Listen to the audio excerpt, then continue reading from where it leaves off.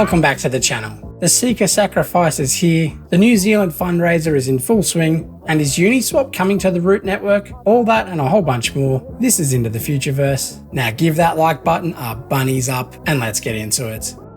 It's been another massive week for the Futureverse, and it all kicked off with a live stream fundraising awareness effort to help those affected by the recent floods and cyclones in New Zealand, with a charity drive lasting the entire week, and concluding with another live stream on Monday the 27th of February. The last time the Futureverse family got together to raise money like this, they raised over $1 million for the Auckland City mission, raffling off several high-value assets, including some Snoop burrows. So far, there's been around $40,000 worth of assets donated to the fundraiser wallet from both the Non-Fungible Labs team and the broader community. And there's even more amazing assets yet to come, including 5 brand new PODAs, Pixel of the Apes. There's only 135 Pixel of the Apes currently available, and only 8 listed at realistic prices, with the current floor price of 4 ETH. So this is a great opportunity to pick one up. Be sure to tune in on the 27th. Non-Fungible Labs will also be matching dollar for dollar up to $100,000 worth of value, adding to the already substantial amount raised by Binance. In other news, it would appear that the co-founders of the Futureverse have gotten together to sign another major deal in Singapore, and Shara Senderoff has again teased us all with some fingernail alpha. The Resistance seems to think maybe this is hinting towards Paramount Pictures, who, as it turns out, do have a Singapore-based subsidiary, United Pictures International. UIP holds the non-theatrical rights for all markets outside of North America and is jointly owned by Universal Pictures and Paramount Pictures. Who knows if this is true alpha or not, but I sure can't wait for some of these bazookas to get fired and for everything to be revealed. The Non-Fungible Labs team, including Alex Smaler, Jesse Metcalf and Nux, jumped into the Smokers chat on Discord, along with Captain KBD, to officially launch the Seeker Sacrifice, where users can pledge and sacrifice their Void Seekers to pick up a Goblin amulet. There are 3 rarity types, and it depends on how many Seekers you've sacrificed. After around 4 hours of the Seeker Sacrifice window being open, the current statistics are as follows. There's been 269 pledges, and over 1,500 Seekers already sacrificed, with 130 bronze amulets minted, 69 silver, and 70 gold. Shout out to Richie Rich, our resident hero, who's crunching these numbers in real time, and will soon have a live counter up on the prawns.xyz website. Now keep in mind you do have a 2-week window to sacrifice your Seekers, so there's no real rush to do so, and maybe time it when gas prices are lower, especially if you're flicking Seekers in between your many wallets. A bronze amulet is for a single Seeker sacrificed, 5 Void Seekers need to be burned for a silver, and 15 for a bronze, which is a pretty high barrier to entry for a lot of people. However, when you consider how small the final supply could be, these could be highly sought after assets. And keep in mind, these will be the Root Network's Genesis NFT collection. Surely that counts for something in terms of earning Root rewards moving forward, with all the layers of gamification. They will also, to a certain extent, represent the governance power for each of the 7 DAOs that form the 7 factions within the Third Kingdom. Now, there's still not many details around how this is going to play out, but my take on it is this. These 7 DAOs will likely govern in-game elements within the Gods and Goblins and Third Kingdom gaming environments. I doubt these will hold much economic value, and are likely there as part of the play-to-learn dynamics to help educate people about the powers of decentralized autonomous organizations, DAOs, and how as a collective we can have a say in governance to influence decisions for whatever that is that particular DAO governs. We still don't know exactly what these 7 DAOs are going to govern. Maybe each one has an LP position between Root and XRP, or Root and USDC, and generates the equivalent of Asto energy, maybe mycelium or Root power, which can be used as a non-tradable in-game currency to generate and tailor in-game items, and maybe affect the aesthetics of each environment which forms the Third Kingdom. The real endgame is governance of the community treasury and the Root protocol itself. 25% of all Root tokens will end up vesting to a community-governed treasury.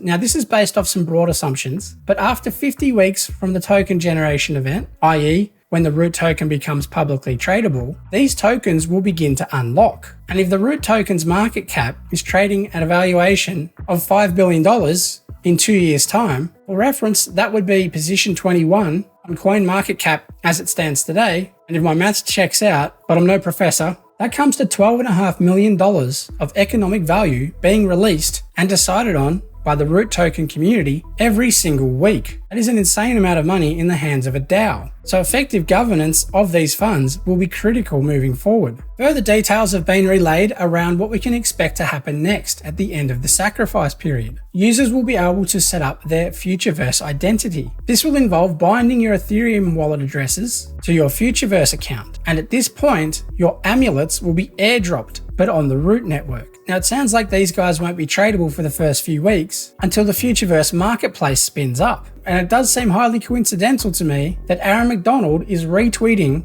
about UNISWAP, who are featuring Fluffs front and center in this video. Now I've long since suspected there's been a partnership in the works with UNISWAP after Aaron met with the UNISWAP team for a Twitter space in October last year, seemingly out of nowhere. Now keep in mind, UNISWAP is now not just an exchange for fungible tokens. It's also moving into the NFT space as well. Maybe it's trying to have first mover advantage for the Root network ecosystem, and may be the interface that allows people to list fluffs no matter where they sit in the network, be that on Ethereum mainnet or on the Root network.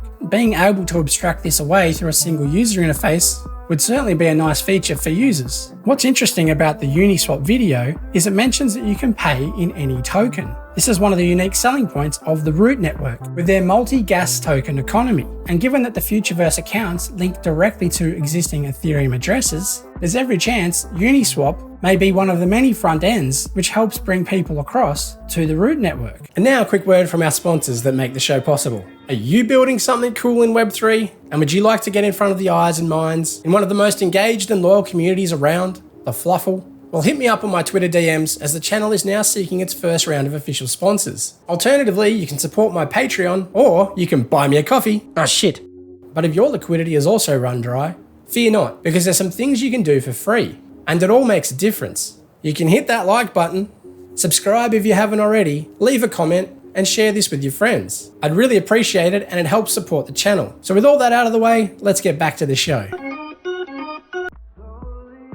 The Seekers dropped this video, trying to mobilize the resistance, and shows a first-person perspective of what it's like for a Seeker.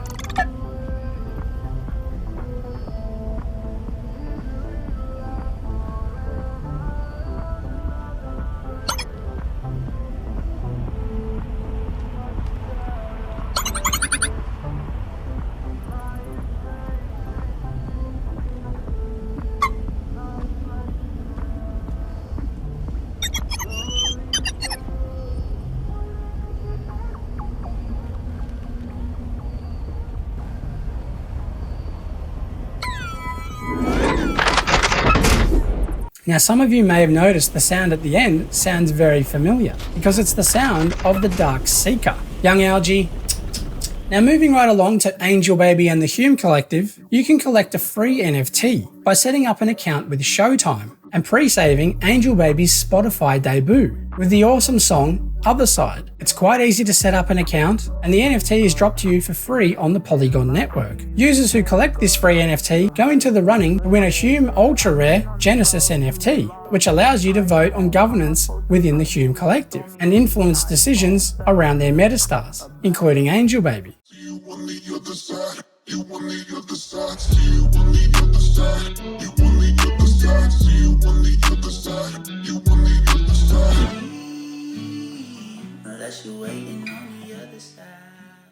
Now I wanted to throw a quick shout out to ReoStar, who hosted this Twitter space with the Fat Cats DAO, helping to introduce them to the Futureverse ecosystem. The Fat Cats DAO is an NFT collection based on Ethereum, and their NFTs double as membership tokens and a share of all of the Fat Cat DAO's holdings, which currently sits at around $450,000 worth of value. Their DAO holds a bunch of blue chip assets, including CryptoPunks, CloneX, Other Deeds, Azukis, and more. They have around 40 ETH of liquid capital and may be looking to deploy some of that into the Futureverse assets. But they need to do their due diligence first, so don't be surprised to see some of the team sniffing around our discords. Rio is a part of the GeForce Atom Car Club, an exclusive car club for our female enthusiasts. And she also runs the Ladies Lounge Discord group as a safe space for women in Web3. If that sounds like something you're interested, Rio's Twitter DMs are open.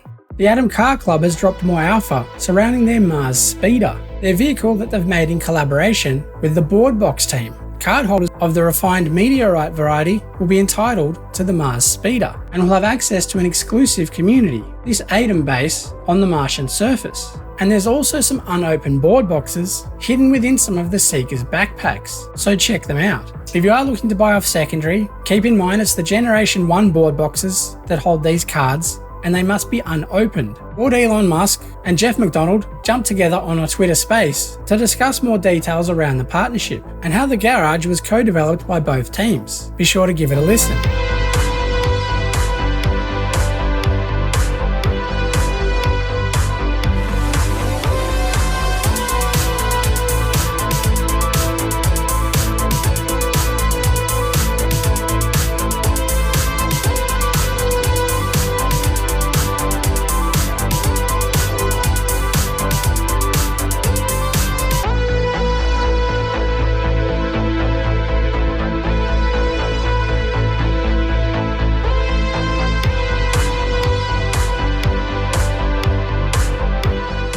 Thanks very much for watching. If you enjoyed this content, smash that like button, hit subscribe, and maybe consider watching one of my other videos. Bunnies up!